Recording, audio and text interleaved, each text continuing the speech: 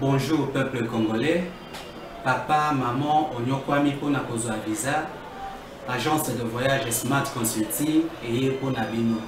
Oza na posa obima na ba pays lokola Canada, États-Unis, ba pays nyonso ba État Schengen, Turquie na ba pays lolenge na $500 Smart Consulting et saleli bino assistance et visa. Ba bourse peut être disponible pour na bana nyonso bazana posa okokende kotanga libanda pour na pays ya Tunisie, Chypre et Biélorussie. Oza na posa ya kozwa biso toza esika ya kobunga te okomi na rond-point Willery na avenue Luvungi 165 l'immeuble Kazam na premier niveau. Toza wana oza na posa ya kozwa ba information na nzela ya téléphone. Oza na posa ozwa biso na nzela ya téléphone obengi biso na 081 144 38 91 soit obengi numéro mususu 081 32 62 203. Smart Consulting, avec $500 on peut voyager partout dans le monde. Merci. Mercredi malam on a bien nous sika bozali bozana Kinshasa, bozana Beni, bozana Rumangabu, bozali partout dans la République démocratique du Congo, topesi bino mbote. Mbote na bino soba congolais, congolais des pères et des mères, congolais d'un seul côté mais batu nyonso baso République démocratique du Congo comme seconde patrie pour na bango, topesi bino mbote. Mbule beti makasi sur Kinshasa. Utokati ya bututi lelo na tongo na ngongo mbula ekomi kosila na bakwa msese sili me bisika msozo continuer ko beta.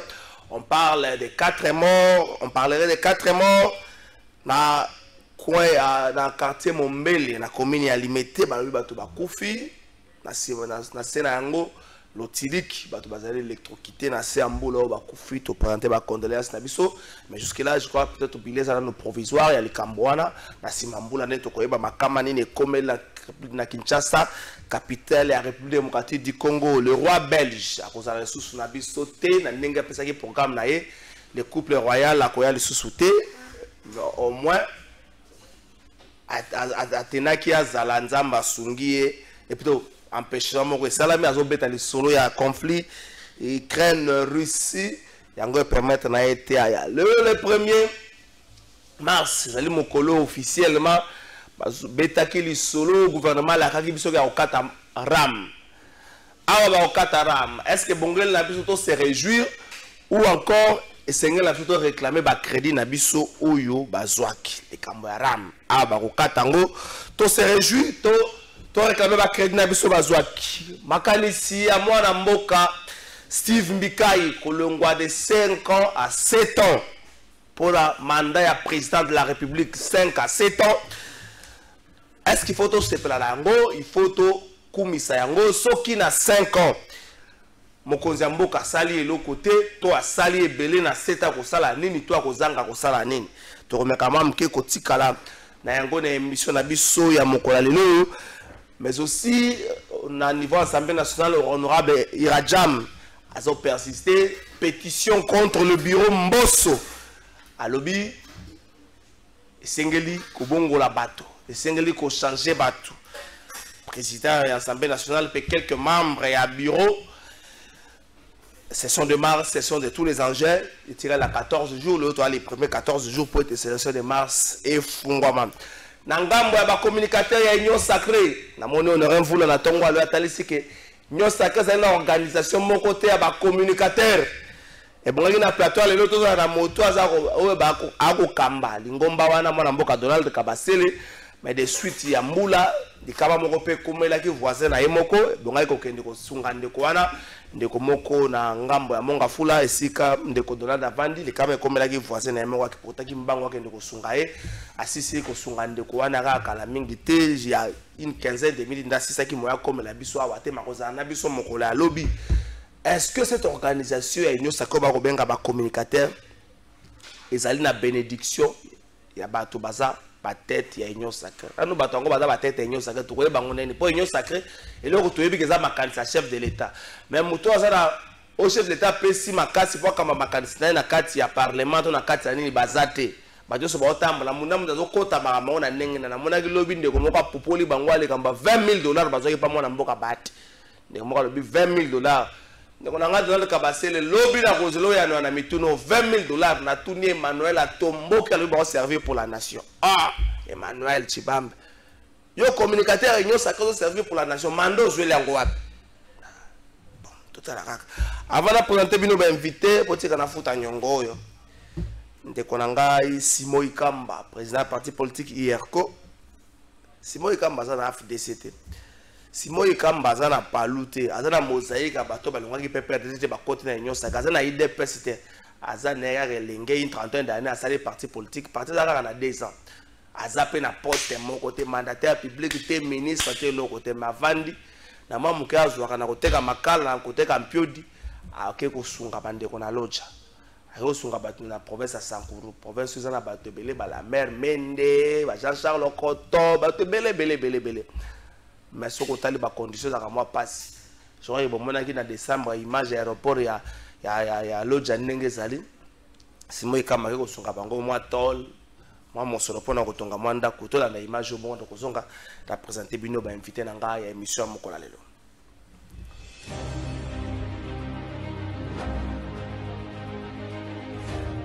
C'est pour la première fois que la province du Sankuru reçoit ces genres d'actions politiques en dehors de la campagne électorale.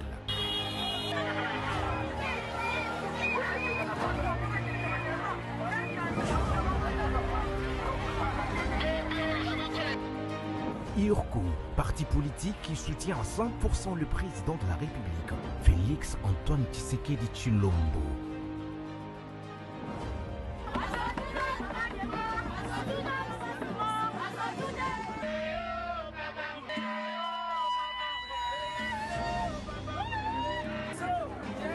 Cette fois-ci, dans le projet de développement des 145 territoires à la base.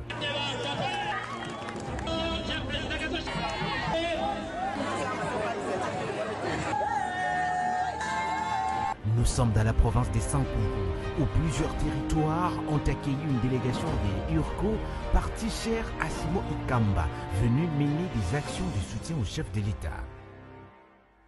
Territoire de Lomela, village Okala, Owende et Jombo. Territoire de Kole, village Osenge, Tonkete, Shongomboyo, Ekanga, Koleyango, Jombe, Asanga, Ayoko, Olombo, Benadibele et autres.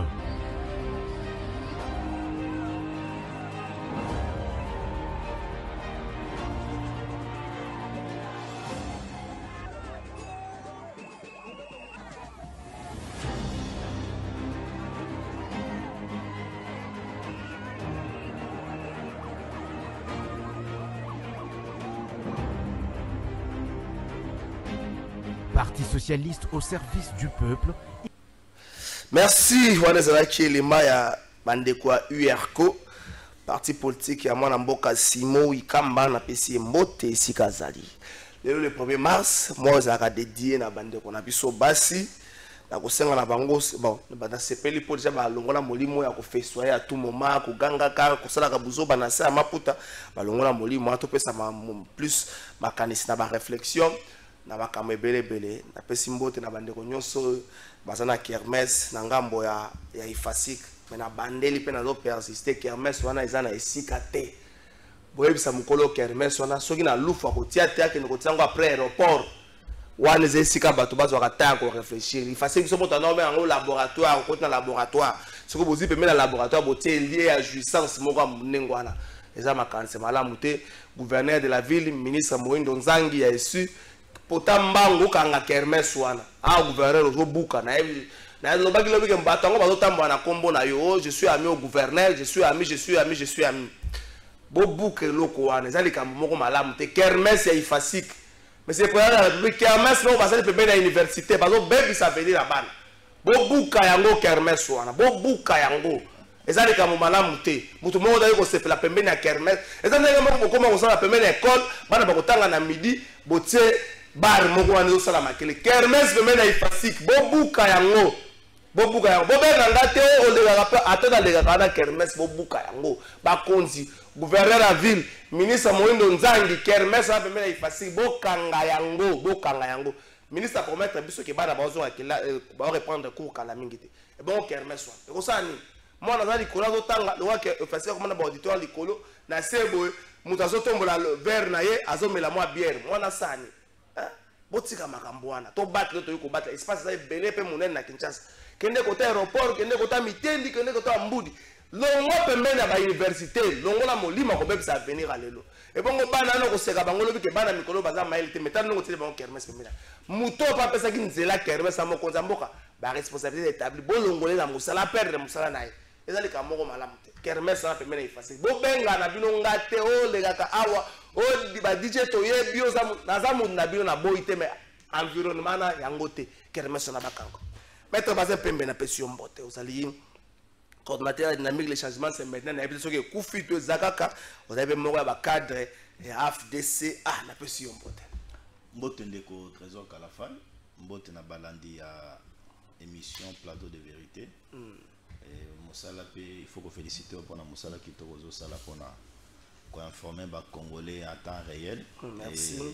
Et neutralité o ezali na ba débat o ezali ko sala mikolo na landa ipe vidéo na moko lobby si je me trompe pas en makambo ya kermesse wana oyebi ndeko Trésor ezo sala passe ebele au comment dans cette histoire là les bourgmestres allaient impliquer parce que kermesse oui kermesse ekoki ko sala maté babanda ko tonga ningi bazo tonga place wana te sans que bourgmestre allait informer et je peux aussi koloba ete même chef ya la police Silvano Kasongote ya commune ya Gombe yepe azali pe impliqué na kati toko kendo de la koloba ete même na bato ya onatra parce que terrain wana eza terrain ya SPT ex onatra bango pe ya poste bango pe bazali impliqué donc c'est sûrement que balembongo sûrement que balembongo ndeko na ngai Trésor Kalafal sûrement que balembongo nde basali loko o basali wana donc c'est bizarre, il faut condamner les comportements ya oyesalimi wana. Je pense que gouverneur Ngentini Ngobila a cause ba mesure pona asali lokwana. C'est bon, na kosenga na autorité mo lukela ngele mo ya journal 2 minutes bato nyoso ba yebi ke na annonce ke émission na saki affiche bonga za la Jimmy Kitenge na Donald Kabasele na otiko lo bango na bandela émission Donald Kabasele a connaître moi likama bengi biso 15 minutes avant to bande émission az côté azalaka na monga fula tia koma wata tenir ndenge nini za passe ya koma bato ko 10h45 donc maître bazazali moko ya bato bakota ka ville 5h48 magamba luka ka yemo kwa yibe ngo lukela ngo pona nini ye moko pe muta yibe ngo maître bazakota ka ville na temps malamu to kena na régie bongo to kozonga. L'Assemblée provinciale de Kinshasa, première institution de la ville-province de Kinshasa, siège des institutions de la République, condamne véhémentement la brisquerie qui a entouré cette interpellation illégale. Elle demande l'arrestation immédiate des auteurs de cet acte barbare et leurs protecteurs. Tout en félicitant l'intervention musclée du général Kassongo, l'Assemblée provinciale de Kinshasa demande à la justice militaire via la plainte qui lui a été déposée de faire aboutir prestement cette procédure. Profitant de la même occasion, l'Assemblée provinciale de Kinshasa s'est prononcée sur les malheurs que cause cette unité dans les chefs de la population, tout en utilisant les canaux institutionnels mais elle se prononce pour que tout policier qui n'a pas les réflexes des policiers professionnels soit éloigné du contact immédiat avec la population. C'est pour dire que nous sommes fermes, nous allons aller avec cette procédure jusqu'au bout et nous exigeons l'arrestation immédiate des auteurs de cet acte barbare. Merci, honorable président et assemblée provinciale.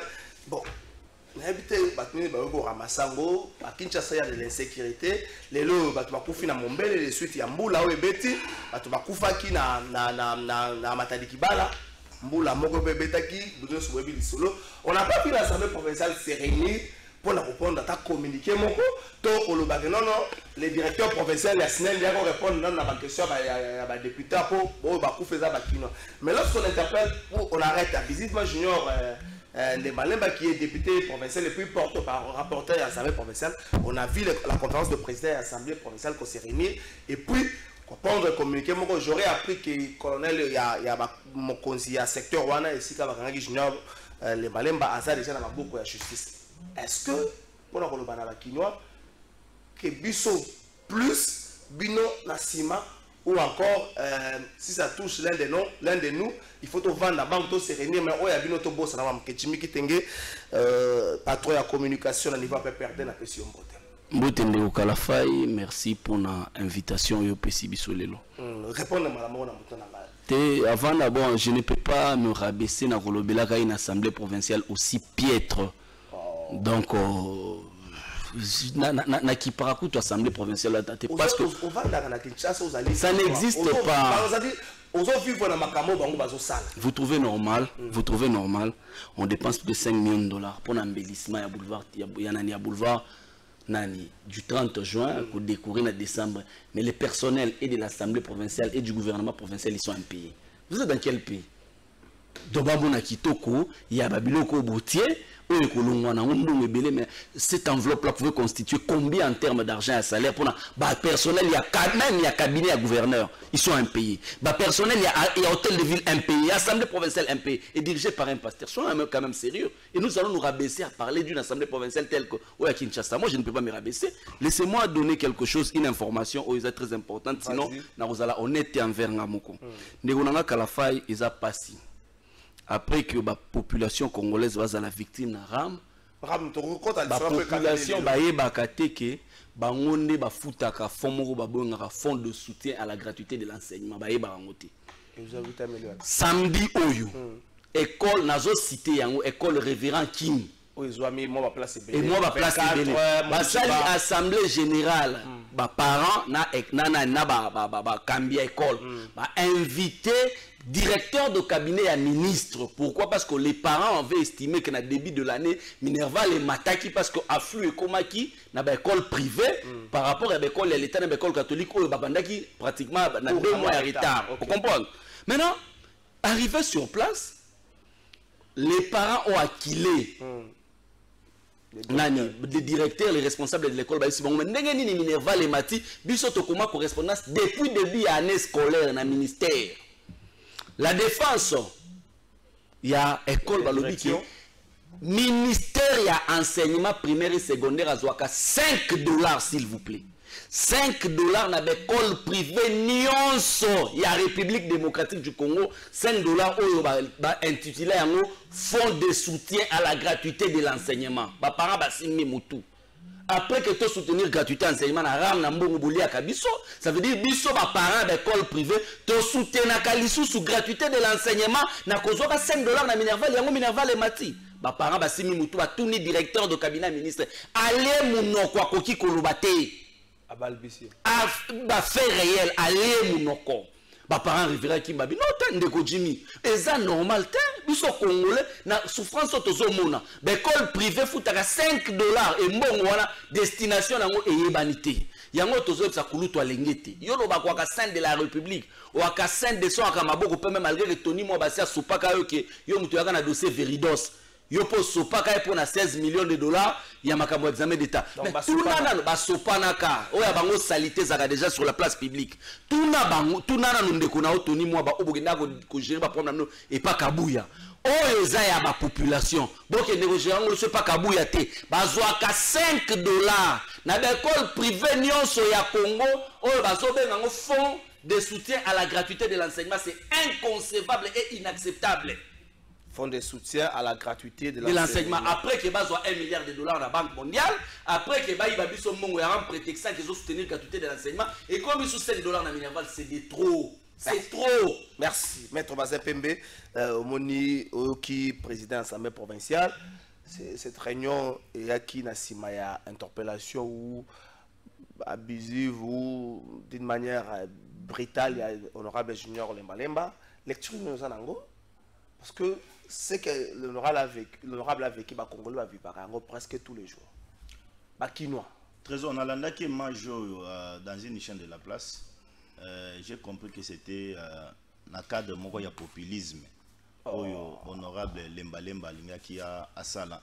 Parce que il comment qu'on aveugler Bakinois, tant que tous tendre vers l'élection, comment qu'on attirer sympathie à Bakinois. Pour nous, en 2023, comment qu'on lande la bango. Mais na linga on na senga na général Silvano Kasongo.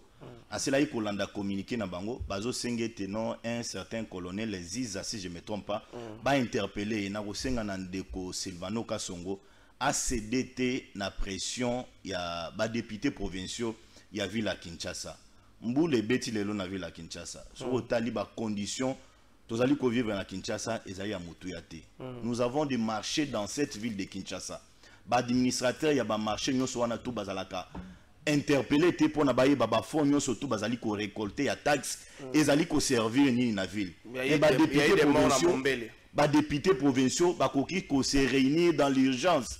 J'ai vu une vidéo place ba fani na habité soki ezali place nini bazo seka pona ba examiner question ya ndeko na bango oyo azalaki soki a agressé. On a vu les vidéos ba la kisi bisoka ba vidéo place afandi na société. Mais c'est le plus bas qui s'habille au contour. Il y a makambo, il y a des événements comme j'ai vu la vidéo, policier à Simbe na Mukongo, azo me maï na malembe tina sociale. Et puis on l'a respecté, on l'a donné la chaise. Pourquoi à chaque fois dans cette ville de Kinshasa, il faut qu'on dénigre qu'à toujours les policiers. Donc c'est comme si Bango, bazali ba sous-homme, bazana droit, il y a pas comment interpeller un député provincialité. Donc les gens doivent comprendre que le député n'est pas au-dessus de la mêlée. Il n'est pas au-dessus de la loi. Tous nous sommes soumis à l'autorité de la loi. Ndeko Trésor, tu sais, eloko n'habite sur la vidéo wana. Eloko et salimaki na kwe wana. Soki population wana, soulèvement et salimaki. Pillage to lengi to arranger ça à partir kuna. Ba liwa o batu balingi ba connaître à partir kuna. Qui allait être responsable? Nani alinyaki azala responsable? Donc yo pona okendo visiter Ravin et sengeli obengisaka peuple belé balanda yo parce que zo tambo na ba caméra ozo tambo na ba journaliste pone que non ba faire voir à l'opinion que non na bato simananga non. Ça c'est un comportement que nous avons décrié sous le régime de M. Kabila sous Tshisekedi sengeli narratif ou on est changé. Un député n'est pas là pour escroquer ba voix ya peuple. Les députés sont là pour travailler au niveau de l'Assemblée nationale, à pondre Mibeko, Baedi. La ville de Kinshasa aujourd'hui a un problème. Kimbuta nous a laissé des dettes dans cette ville de Kinshasa. C'est Ngobila qui est en train de travailler. Moi, Mouké, a relevé les lopantes dans la ville de Kinshasa. Au contraire, Jean-Nani, André Kimbuta, Nenga Zali Kotambola, et c'est Ngela qui passe à un homme libre. Parce que la ville de Kinshasa a été mise sous index. Il y a une banque. Bakoka qui te cause crédit. Na ba banko ezali lelo na ville à Kinshasa parce que ba dette et les cas qui est belé ça il faut le reconnaître ndeko na trésor ne perdons pas de vue Ngobila de créer la situation donc oyo salemi na niveau ya assemblée provinciale wana ndeko na trésor nazo kipango te mais na lingi na relever loko moko 10 secondes on doit faire la différence entre les écoles privées et les écoles publiques de l'État. OK. La gratuité de l'enseignement oyo ezali lelo constitutionnel ezali nde na ba école publique ya l'état congolais. Bato sengeli ba raisonner le kwana. William Boutsi me trompe pas balungito cité école wana. Non révérend Kim. C'est une école privée de l'état. Une école privée de l'État de Konanga Trésor. N'a évité dans quel cadre directeur de cabinet et ministre Ayaki. Il faut le savoir parce que n'a évité que non de Konanga Tokuta Naranaye. Place où Ayagotika moi na kelas. Il doit avoir bien l'information. Il doit avoir bien l'information. Au lieu il y a une agitation, un populisme à la télévision, ça ne sert à rien. Moi je croyais qu'il va me donner la vraie information. Je ne préfère pas commenter là-dessus parce que Révérend Kimeza Pembenyawa. C'est une école, ce n'est pas une école publique à l'État. La gratuité concerne les écoles publiques de l'État. Fonds de soutien à la gratuité de l'enseignement. Est-ce que ce fonds-là montant 5 dollars? Ce fonds-là à vérifier. Bateau Bazana Bana Batanga na Révérend Kim. Bo pesa biso ba élément. Ngamo na robenga 2 ou 3 personnes na biga batanga bana bango batanga na Révérend Kim. Pour la ça. Alors dit les fonds de soutien à la gratuité de l'enseignement.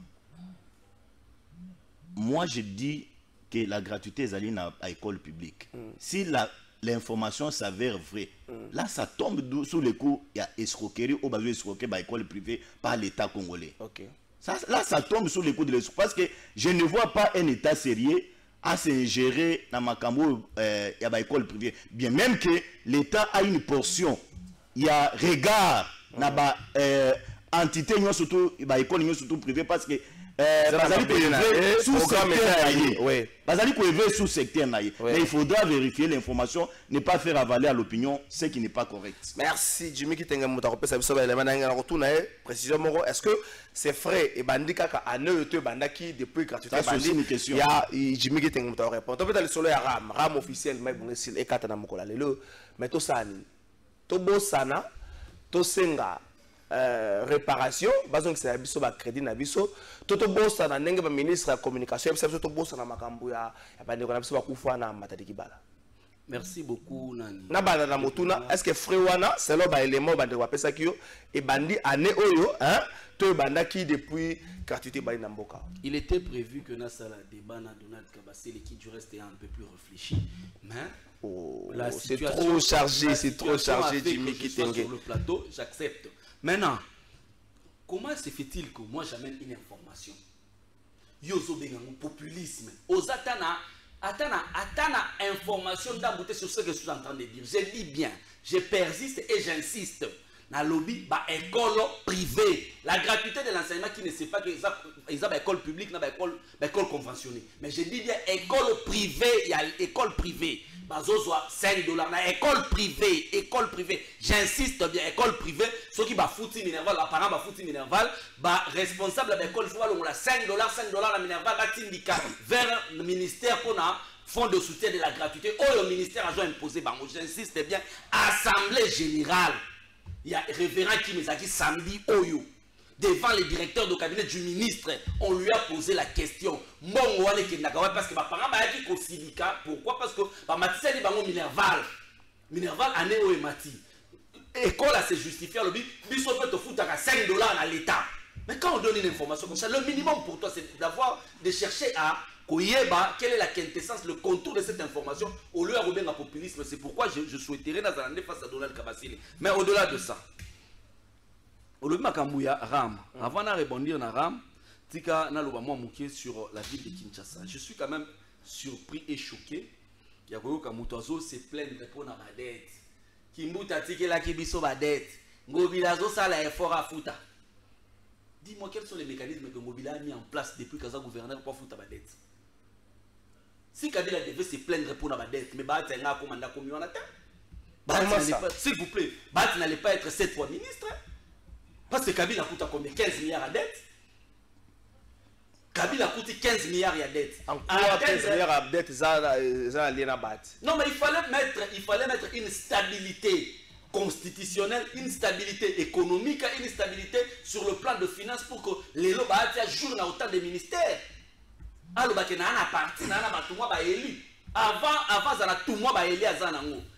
que l'élection c'est parce qu'on a mis un cadre constitutionnel, le cadre institutionnel, il y a moi comme il y a plusieurs fois ministre. Kabila ne s'est jamais plaint, il a trouvé 15 milliards de dollars. Il y a Nyungu. Pour atteindre le point d'achèvement, il a fallu foutre à 50 millions de dollars le mois. pour atteindre un point de décision et puis point d'achèvement. Kabila a quitté ce pays. Il nous a resté sur 15 milliards. Bonjour, Trésor. Moi, j'ai ma fille qui étudie chez Révérend Kim Kitambo depuis les cycles maternels. Avant le régime actuel, je ne connais pas cette affaire-là des 5 $ dont parle le monsieur du PPRD. C'est moi, maître Jean-Claude. Maître, à comprendre bien tes... Le message est clair. Le message est clair. Je ne connais... Non, avant le régime actuel, c'est là où on a comprendre bien tes maîtres. Mais là, vous précisez. Donc, bonjour. Moi, j'ai ma fille qui étudie chez Révérend Kim Kitambo depuis les cycles de maternelle avant le régime actuel. Maître, maintenant, dans les alibou, ceux qui 5 $ réseau Pesama. Et puis, Sabiso est bandit quand? Donc, on a comprendre. Je crois que maintenant, on va comprendre. Ok. À comprendre, il y a un mot sous bien. Ce cas, maître Azolanda. Bakoye, il qui tofutaka 5 $ dans l'État. Mais il a fallu augmentation minervale. Sur atteint ça va, révérend qui m'a aidé à Néoyo. Il y a même des parents qui ont protesté sur 24 dans la révérend qui augmentation minervale Salemaki. Les parents ont mené des démarches vers les ministères parce qu'au-delà de tout, Boros à la privé, mais privé, comme si l'État existait. Ils ont écrit beaucoup de correspondances vers les ministres. Les ministres n'ont jamais répondu. Conséquence, quand on va à l'Assemblée générale, on a invité les ministres ont délégué son directeur de cabinet. Et l'école s'est justifiée. Nous avons augmenté les devant les directeurs de cabinet, nous avons augmenté les frais. Pourquoi? Parce que Bisso fait la tourne à Bisso, Bino Boye Bagate, tu fous 5 $ dans l'État pour la fonds de soutien gratuité de l'enseignement. École n'a s'est justifiée. Avant même un appel à Eba qui a noté. Au sortir, il y a l'Assemblée générale, on a samedi, mais il y a contacté. Voilà, la situation, c'est ça. Et c'est un peu pour le c'est bon. Donc, ils sont quand même à Kinshasa. Pour nous, à Kinshasa. Nabanaye Goloba, Moutazo Loba dans un plateau à Wakeno, Mobilazo Futa, taxe. Mais il faut pas se moquer. Il faut pas se moquer des gens. Kinshasa c'est na marché des prisons, Nengolobi. Kinshasa c'est na magasin, mais Kinshasa c'est côté Sarambongo. Les lois déclarent à Wakeno, nani zéro trou. Et là on est une mobilisation à Sali, des fois comme le gouverneur avait la Kinshasa. Azata na vision mon côté. À un moment donné, na bandoro et la Koluba Marambo assemblée provinciale na Marambo parce que je pense que et le gouvernement provincial et l'assemblée provinciale c'est une gouvernance piètre. Oh quelqu'un qui est pris des valeurs ne peut pas en parler. Tu comprends? Maintenant, tant on a le bakeno makamwa. Ram officiellement ils allaient supprimer les lois. Pourquoi bino beaucoup tino robole? Les lots tozoluba ah toluba. Kabila tikaki 785 millions de $. Il y a Nyumu sur 15 milliards. Mais les lots toluba na 3 ans de gestion IDPS. Nyumu commis combien? 8 milliards. Tozana Nyumu ya 8 milliards. Depuis 3 IDPS a su pouvoir na 3 ans. Mobutu 32 ans a tiki 15 milliards. Bango 3 ans ya pamba. Ba toi mboka na 8 milliards à Nyumu. Mboka Congo na minito dette extérieure 8 milliards. Ozi muto oleliango bana ba mobutiste bazwaka ba Nyumu avant. Ba nationaliste ba futi Nyumu. Bana ya ba mobutiste bana ya impère lelo ba komi na pouvoir. Bazo su Nyumu ba komi na 8 milliards. Biso ba nationaliste to yesu ko futa ba Nyumu bango bazwaka. Maintenant pour na tolobi la ram. 1 minute sur ta mettre bazazwa ram. Et puis avec légèreté bakati ram. Mais José officiellement les bongo a supprimé. José Mpanda Loba que nous sommes des voleurs. Effectivement, nous sommes des voleurs. Parce que Rameza Moïbi, Rameza na sous-bassement juridique, c'est du vol. Mais maintenant, on a Bokati. Bon, on va il y a 2 mois, il y a 3 mois, il y a 5 mois, si Bakoufi. On y a un bon besoin de bon, biso va tout ça vivant. On y a biso bon besoin parce qu'il y a un sous-bassement juridique, c'est besoin de son nez. Tant que besoin de ça, maintenant il faut que tout le monde répondre à la justice. Parce que c'est escroquerie à ciel ouvert. Nous devons répondre à la justice nani. Parce que Ram est le conseil des ministres, le conseil des ministres a présidé par nani, premier ministre a bangon sur la zanakati. Nani faut répondre. Pour ministre na parlement le bac est alignaté et ça m'a présidence. Nani faut répondre na Ram. Merci. Pour eux battre Tokati yango sans pour restituer ba to mbongo na bango. Quand ça va restituer, to réparer. Va restituer mbongo na biso ya Ram. Bakanga batu. Il faut bakanga responsable muto acheki muibi wana faut bakanga ye. Kwa za muibi il faut bakanga ye. Et au-delà il y a muibi wana, il faut mafuta biso avec ba intérêt. Il faut to ba intérêt comme combien?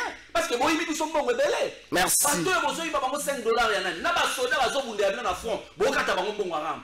Merci. Na ba malade baza na mbeto ba koma baza wapi bokata bango mbongo ya ngam lelo boko ba na tokati on me faut bozongisa mbongo. Merci. Cette question Jimmy Kitenga soulevé message comme il y a de partout et puis par message à la tendance. Bonjour de trésor, Jimmy a raison. Moi ma petite soeur qui étudie dans cette école, lorsque notre papa était rentré à la maison après l'assemblée générale de l'école, il avait fustigé ce nouveau comportement du ministère de retirer $5 pour soutenir la gratuité et que Jimmy nous laisse son numéro.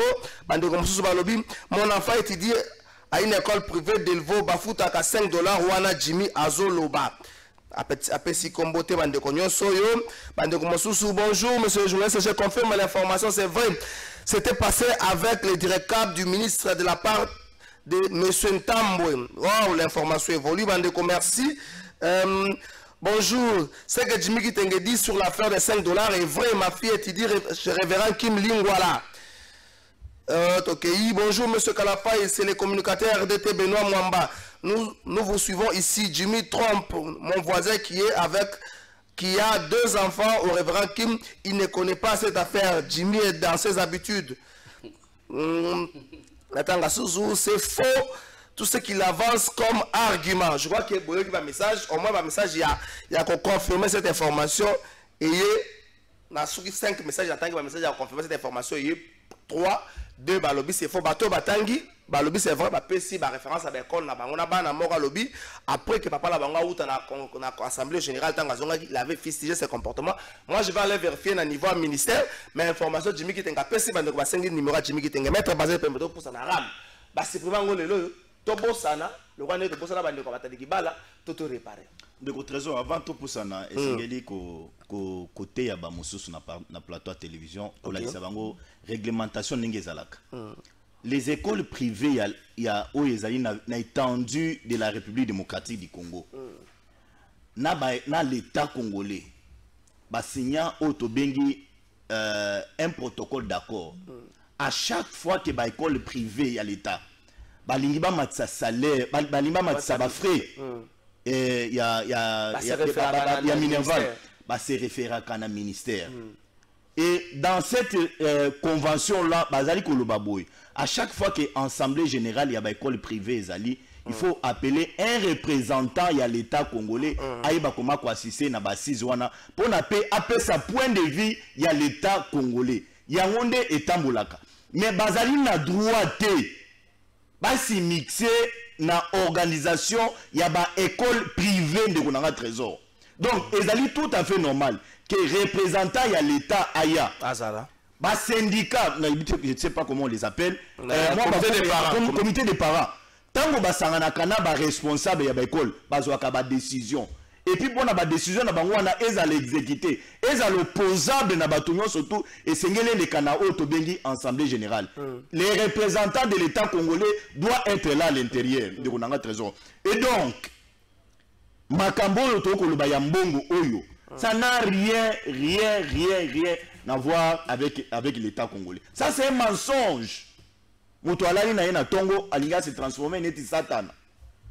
Aya na lukuta na télévision parce que argument ya ba opposant lelo est commis lukuta et ces personnes qui ont confirmé oui mais je t'ai dit ici si dans les écoles privées cette pratique là existe c'est de l'escroquerie ezali dans les chefs de parents bazali ko escroquer ba parents donc il faut qu'on dénoncer pour être non et le quoi na ezala supprimer de konanga trésor je ne sais pas dans les $5 là quel est le pourcentage la clé de répartition ça c'est un bon terme quelle est la clé de répartition où l'état congolais azali kozwa où le pays azali kotika na ba école privée ça c'est aussi un fait ça c'est aussi un fait donc il y a une information brute au miriri yangote parce que moi n'attends kuna ba pesu information oyongo ya na télévision pour être non école wana mona kitoko ndiko na zonga na aya na élément moso non avant na zonga na ram laissez-moi corriger certains ba loko elobami na plateau ba lobi ngobila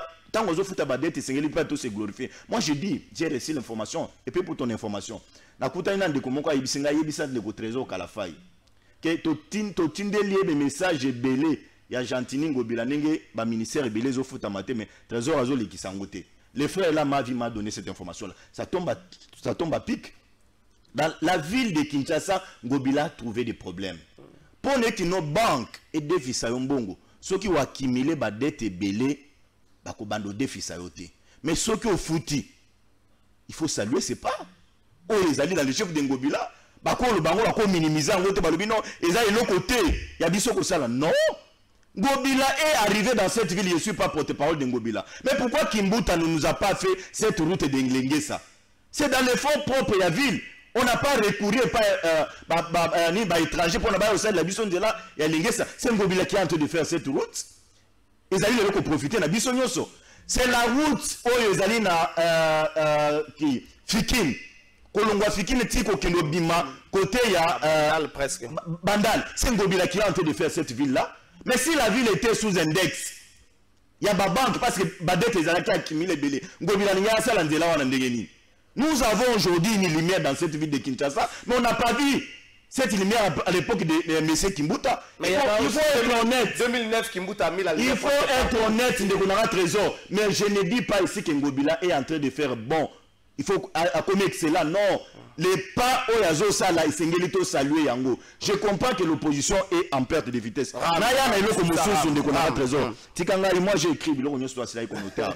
Il a parlé de Bahati de Konara Trésor. Je rappelle ici dans l'opinion que ça doit être scanné dans la tête de mon frère. Okay. Dans ces agitations que Bahati a commencé la politique avant Joseph Kabila Kabange.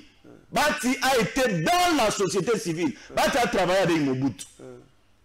Bahati a travaillé avec Feu Musée Laurent Désiré Kabila. Bahati a travaillé avec Kabila. Si Bahati a été plusieurs fois ministre sous le régime de Ndeko Joseph Kabila Kabange, c'est vu son ancrage. Bahati tant que tu as élection, Bahati a été paquet na yangé. Et Azozo va député. Dans la politique, c'est le rapport de force qui compte. Tant que vous êtes sur la table de négociation, maître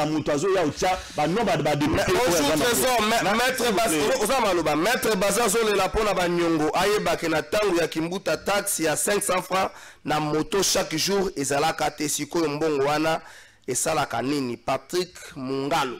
Ça c'est un fait, il faut les remercier pour cette dénonciation. Bisognon sotozo ko décrier les lots que nous Mbokoso, si je ne pas prononcer son nom Mabé, Oyazali ministre provincial ya transport ya ville à Kinshasa, Oyazali ko sala lelo, aleka na Top Congo. Excusez moi pour na ko sala publicité. On ba ite non azo tongela ba motard nyonso tout. Ba parking. Merci. Merci. Un conseil d'un gouverneur vient m'écrire pour me dire bonjour Kalafa et mon fils étudie chez révérend Kim, on paye $5 pour soutenir la gratuité de l'enseignement. C'est vrai mon frère. Basé à Tika Koko, ça les frais est institutionnalisé. Mon cher, l'État congolais était représenté par le directeur de cabinet du ministre de l'EPST. C'est un conseil d'un gouverneur. Non, ce gars, le bi basé à Tika Koko, ça c'est trop fort. Là, si c'est une pratique vraie, c'est une escroquerie. Okay. Ça même l'opinion entendue. Okay. Que ceux qui ont pratique. Donc une minute à ram, donc une minute à ram. Non, si, soit il y a ram de le officiel me fait katana, tout ça, tout beau sana, tout c'est la réparation. Na lingi na apprendre na dekonanga ke moto ceux qui a ça kufi. Ceux qui a tiqué les familles na procuration te ba droit na ye ke ibongo.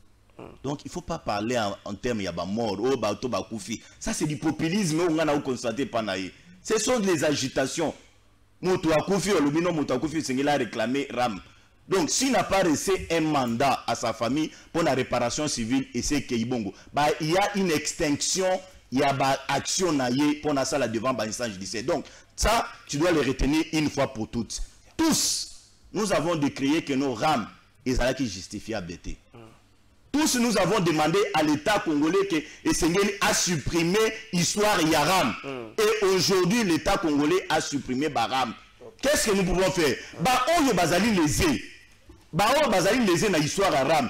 On y a réparé à préjudice à bateau basali lésé et dans les cas d'instance judiciaire. Si toi là, tu t'estimes que non, tu as été lésé par Ram, nous avons l'État de droit, nous avons les instances judiciaires, nous avons les juges aujourd'hui qui sont conscients. À l'époque, où vous avez les juges dans la poche. Cherchez les avocats, cherchez les cabinets d'avocats, saisissez la justice pour nous allez réparer nos droits. Et les Congolais qui sont lésés dans cette histoire, donc ça n'a rien à voir. Au contraire, il faut prendre l'État, remercier le chef de l'État pour avoir compris que les Layaba Congolais de Konanga. Si vous ne le faites pas, c'est une ingratitude de votre part et vous payerez cher pour cela. Merci Maître Bazel Kambaram Tole Kayango. Jimmy Kitenge to fongola chapitre honorable Steve Mbikai depuis un temps. Ngambo na zomi tuna nanya tindi na za simanae population kaka na nzambe nde bakoyeba. Campagne moko lancée, Kolongo a passé de 5 ans à 7 ans pour un mandat à président de la République. Est-ce que les loyaux il faut tout canissa que la législature autour to arriver qu'on soit eloko moko ya ndengwala qu'on revoit la constitution pour ramener mandat à président de la République de 5 à 7 ans et ça serait pour quelle fin? Est-ce que les 5 ans ne sont pas suffisants pour que tu poser les fondamentaux pour un développement durable ou encore on peut poser les fondamentaux et commencer à travailler donc 7 ans et ça quand même suffisant? Merci beaucoup Ndeko Kalafay pour la motuna. C'est une question très pertinente. Mais avant tout, laissez-moi mettre un peu de l'ordre et de la propriété face à quelqu'un qui du reste, tant qu'il mouta, je dirais Kinshasa, de l'autre côté de Luangi. Grâce à Luangi, il a traversé, il est venu à Kinshasa. Évolue. S'il vous plaît. Évolue. Toi, tu m'as qualifié. S'il vous plaît, mettre comment on n'allait pas débattre avec moi. Mais évolue. Là, tu es trop bas. Mettre comment là, tu es trop bas. Là, stylo, là, papier, c'est bon. Là, on sécurise. Oh là là. C'est bon, ok. Merci beaucoup. Donc, quand il ne maîtrise pas qu'en son temps, qu'il mouta parti à la lumière. En son temps, je l'ai dit. Depuis que la province de Kinshasa, pour la toute première fois, la province de Kinshasa se dotait d'un bâtiment gouvernement provincial et assemblée provinciale, là, bâtiment gouvernorat, et ça sous Kimuta. Il a quand même fait, mais à on a régime, il faut se plaindre. Quand on gère, on ne se plaint pas, on commence à poser des actes. On va laisser retrouver tous les monatekin, bopeto, tous les monateli, le commis, gombe bopeto. Gombe bopeto lelo tambola gombe na lelo na mbula oyo ka soni ya gombe. Maintenant ami balé na loba. Il a été ministre de l'économie, ministre du travail, ministre du plan, ministre du transport, DG à la DGI, DG à la SONAS, questeur à l'Assemblée nationale. Pour ne citer que cela. Les années. Bahati Lukwebo. Parce que tant que Moutou Oyo Lobby a de l'autre côté de Luangi, il rejoint Bahati Lukwebo, Azoloba, qui non, Natango Nabino ya Kabila, Bajish Bazalaki na poche. Natango Nabiso ya Kabila, moi Jimmy, je n'ai jamais été ministre, Natango Kabila. Mais j'assume la gestion de Kabila parce que je suis kabiliste, convaincant et convaincu. Panafricaniste et nationaliste. Maintenant, Moutou Oyo, Azalaki ministre économie, ministre travail, ministre à plan, déjà Sonas, qui était l'Assemblée nationale. Azalaki sous Kabila. Yoso Finga, mandat ya Kabila, mon travail, mon toit, qui va fonctionner à sous Kabila. Et alors, moi, je vais faire Koko Nae. Abi Koko Naza mal éduqué. Abi Yazana éducation à Malamou, mais Koko Nae, tu as éduqué qui t'attend yo. Si vous t'attendez, on t'appelle ça que éducation.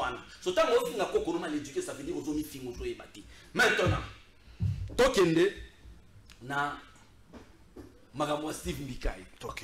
Manière otali na bangi na kobanga. Ndeko na ngai. C'est un monsieur qui est au service du type digestif. Il est un député national avec des émotions réguliers. Il est animé par le type digestif. Libumu. Nzala. Nezosalaï. Je vais te donner quelques éléments qui résument les 3 ans de gestion de l'IDPS à la tête du pays. Il faut réfléchir. Les mots qui résument les 3 ans de gestion de l'IDPS à la tête du pays. Zéla. Si il y a ceux qui savent mettre, s'il vous plaît, maître Bassi. Incompétence notoire. Amateurisme. Stage professionnel au sommet de l'État. Tribalisme pointu. Quand je dis tribalisme pointu, fait la cotation, bien fait des comptes, il y a sur les cartes, pour l'IDPS, la TV. Fait des comptes, il y a sur le patron, il y a l'IDPS na parti. Fait les décomptes à l'ordonnance, Nyon sur les Obima, dans la cité de l'Union africaine, tu verras que le tribalisme pointu que je suis en train de parler est un fait réel. Tribalisme pointu. Enrichissement insolent. Enrichissement insolent. Délinquance financière, ce n'est pas venu de moi. Délit, c'est ça, la députée nationale. Nous sommes en train de vivre une délinquance financière. Jouissance. Nous sommes face à des jouisseurs. Nous sommes face à des jouisseurs qui peuvent se battre même au sommet de l'État devant l'autorité. Jouissance. Vol de l'argent de la population via RAM.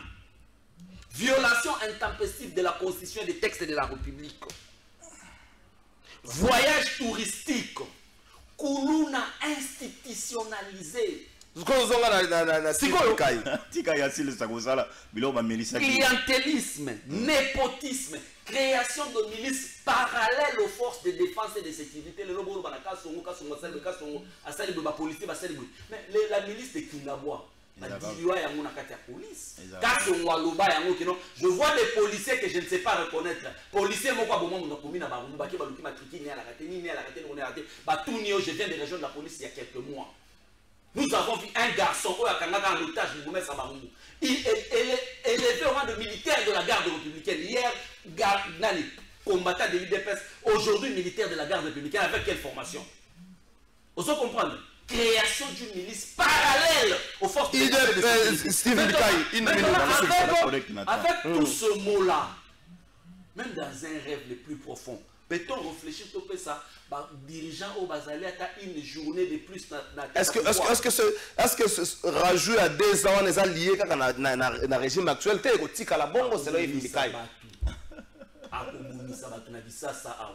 Type digestif est animé.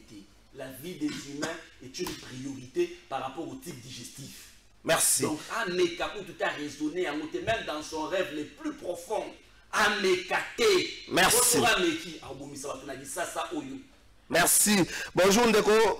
Patrick Tuna, Jimmy Kaka, révérend Kimde, Bafuta Kambongo Wana, et bongo biso na place bana na biso batanga kaba matisi ba frère scolaire, pourquoi ba yebisi biso teke tolongo la ka $5 na chaque élève Kaka révérend Kimde. So tezela nanga, ce que so kende ko tuna bango pourquoi ba matisi comme ça on aura réponse là bango. Un seul cas. Révérend Kim tanga moni ba matisi les minerval. A keko le na ministère a commis ba correspondance belé. C'est comme ça que école pas pour se justifier avec tomatisi pour te foutre à $5. Merci. Vérifier dans des écoles privées, certainement partout à foutre à $5 wana. Merci d'entendre ma message. Salut à la fois et tout na Jimmy ba école privée na qui les a ka révérend qui pourquoi ba école privée mususu bazo senga yango te ndeko ba bimbo ngoza incline na kata frais donc il faut vérifier maître basé pembe. Cette idée à Steve Mikaï na ngina précisé que ça lié na régime actuel. Pour la hier, il s'est dit ça serait mieux que ça prenne la République 7 ans à temps. Non seulement il y a que mettre ma fondamentaux mais il y a que banda musala ngo et là moko ya développement durable makal César obin de konanga trésor Jimmy Kitenge il faut aïe que non c'est un intellectuel d'abord avant la agitateur ninga zali wana c'est un intellectuel il doit d'abord réfléchir sur les questions scientifiques ba question scientifique avant de mettre opinion na yo et c'est d'abord otika la science tu sais de konanga trésor na ba congolais ba kolanda biso omoni la loi Tchani. Noël Tchani, Moubeko Naye, Zalaki Moubeko Moko, Zalaki très bien. C'était une réflexion scientifique Moko, il y a auteur Moko, c'est là qui faut féliciter. Mais eloko baby ça la loi Tchani, Trésor Kalafai, c'était procédure, démarche, méthodologie Oyondeko, Noël Tchani a cela il peut utiliser.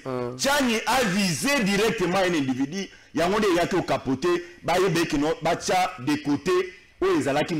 Sur la nationalité congolaise de Konanga Trésor. C'est le cas aujourd'hui aussi avec l'histoire de Mbikai. Attends qu'on a partagé ma conviction. D'abord, il faut reconnaître que Mbikai, c'est un intellectuel. Neti Ngai, Neti Yo, Neti agitateur Wazali en face Nangai. C'est un intellectuel, il a un bic, un silo, et puis c'est un parlementaire qui est appelé à réfléchir. C'est un parlementaire où il a bien réfléchi. Donc, ce qui est à réfléchir sur une question scientifique, que tout le monde, dans 5 ans, tout qui dans 7 ans, pour couper sa président de la République, tout dans 7 ans, pour couper sa président de la République qui tend. Aïe, comment pour exécuter les programmes na yende kunangai, ngai nazo concéder une réflexion scientifique wana. Pourquoi? Nous avons un problème en République démocratique du Congo. Notez trésor. Que tant le président de la République a prêté serment, après prestation de serment, et le Kwaliboso ou Yeya Kazakaba contestation.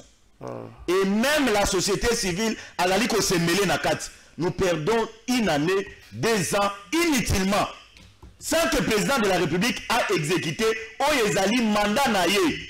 Peuple a fait ça répondre à 5 ans. On peut constater que ba candidat perdant au bazaki na course la présidence de la République bango pe bakota kangé il bakenda ko de là ko saisir même la cour constitutionnelle et la cour prend du temps pour se prononcer et grignotaka mandat ya président de la République de konanga trésor Kalafai et même en temps eloko abongo soki salemi pour na tozwa kaka installation ya bureau ya Assemblée nationale tozwa kaka installation ya bureau ya Sénat to consommata 2 mois à 3 mois ça c'est un fait ce qui Assemblée nationale les alliés constitués Sénat les alliés constitués pour la tozwa kaka gouvernement to perdre kata sous 1 mois mais vous verrez que non laisse-moi réfléchir oui.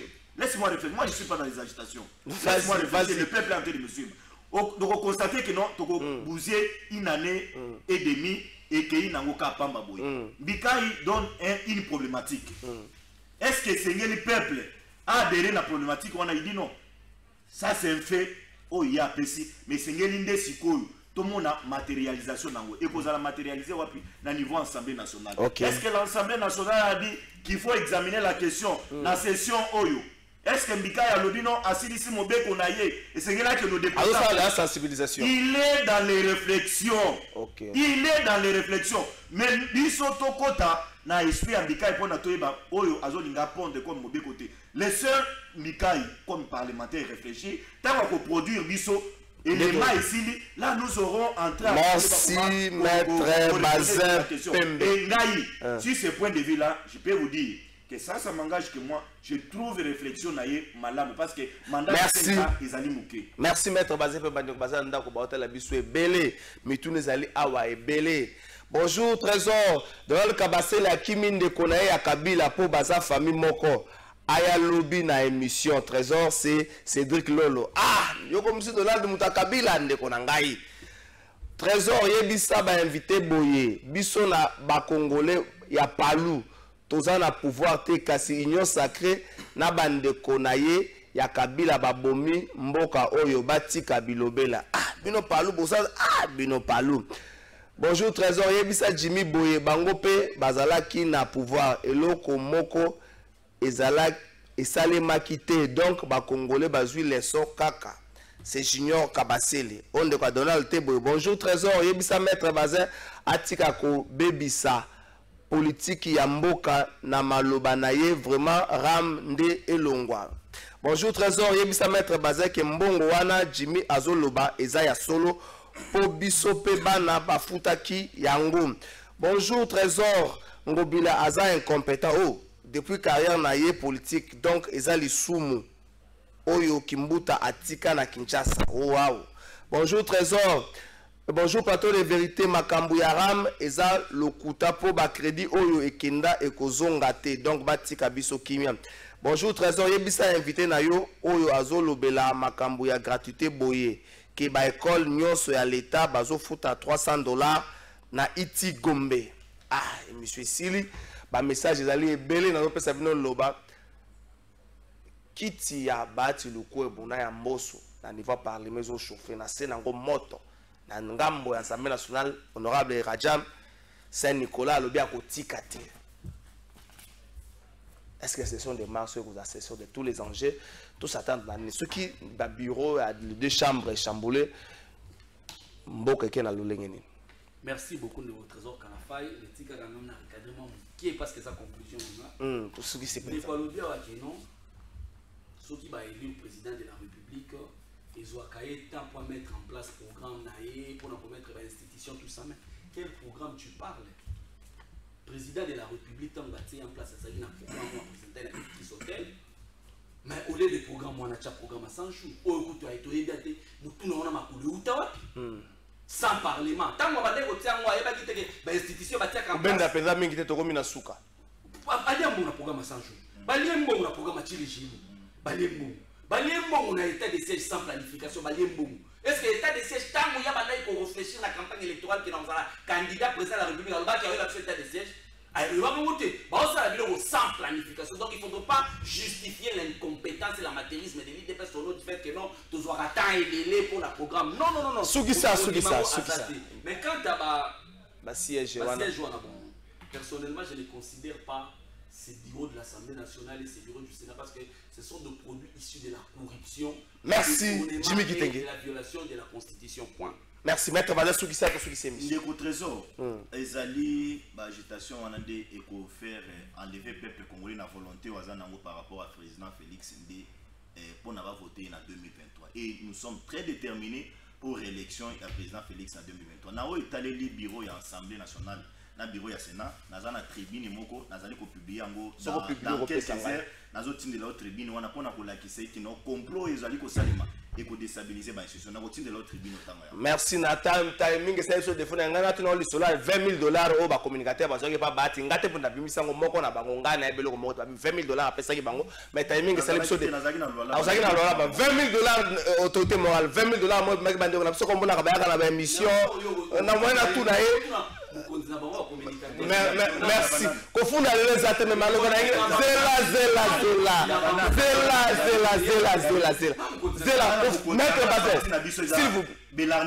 s'il vous plaît, kofunda les athènes mais na on sera na ba konzi.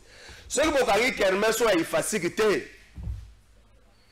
Et kobima lokola bino bozo bebi sa éducation ya bana. Bozo travailler pour éducation ya bana, formation ya bana beba. Kermesse mais na efacilité. Gouverneur à ville, ministre a reçu. Bon, quand la mission kermesse ou en azali kamba soli kermesse peut me la effacer. Mission le laisser. Bonjour peuple congolais. Papa, maman, onyokwami pour na kozo visa.